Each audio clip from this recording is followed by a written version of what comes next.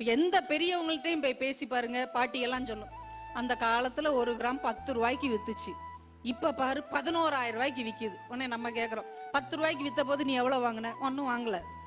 11,000 ரூபாய்க்கு வாங்கும் போது நம்ம ஒன்றும் வாங்க போறது இல்லை. ஆனா நம்ம சொல்லிக்கிட்டே இருக்க வேண்டியதுதான். ஆனா இவ்வளவு விலை ஏற்றமாக இருக்கிறதே இந்த தங்கம்னு நமக்கு ஒரு பதட்டமா வரும் இல்லையா? ஆனா இந்த கவிதையை கேட்டீங்கன்னு வைங்களேன், இவ்வளவுதானா, நம்ம ஈஸியா கடந்து போயிடலாம். இதே லட்சுமி குட்டியை வச்சுதான். அப்பா ஏதோ ஒண்ணு வாங்கிட்டு வர்றாரு வீட்டுக்கு, ஏதோ ஒரு பொருள் வீட்டுக்கு வாங்கிட்டு வருவாங்கல்ல, ஒரு பொருள் வாங்கிட்டு வர்றாரு. இந்த பாப்பா கேக்குது, அந்த பொருளை பத்தி கேக்குது. அப்பா இது இனிக்குமா என கேட்டால் லட்சுமி குட்டி. இனிக்காது என்றார் அப்பா. என் கூட விளையாடுமா? இல்லை.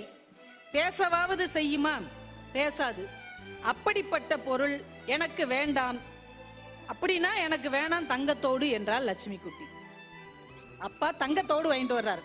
கேப்பா இது என் கூட பேசுமா அப்படின்னு கேக்குறா. பேசாதுமா. இது இனிக்குமா? சாப்பிட்டு பார்த்தா இனிக்காது. என் கூட விளையாடுமா? விளையாடாது. அப்படின்னா எனக்கு வேண்டாம் தங்கத்தோடு. அப்ப இந்த தங்கத்தோடு என்பது பணத்தின் மதிப்பில் ரொம்ப பெருசு. ஆனா ஒரு உணர்வின் மதிப்பில் அதுக்கு ஒண்ணுமே வேல்யூ இல்லைல்ல.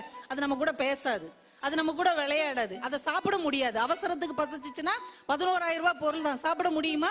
ஆனா ஒரு 1 ரூபாய் பிஸ்கட் தருகிற ஒரு பசியாற்றுதலை இந்த தங்கம் உடனடியாக தர முடியாது என்பதை இந்த லட்சுமி குட்டி மூலமாக அவர் ரொம்ப அழகா பதிவு செய்திருக்கிறார். முன்னாடி எல்லாம் யாராவது 1 லட்சம் ரூபாய் பணம் வச்சிருந்தா நம்ம என்ன சொல்லுவோம்? அவங்கலாம் பெரிய லட்சாதிபதி. இப்ப யாராவது 1 பவுன் நகை வச்சிருந்தாலே அவங்க லட்சாதிபதி தான்.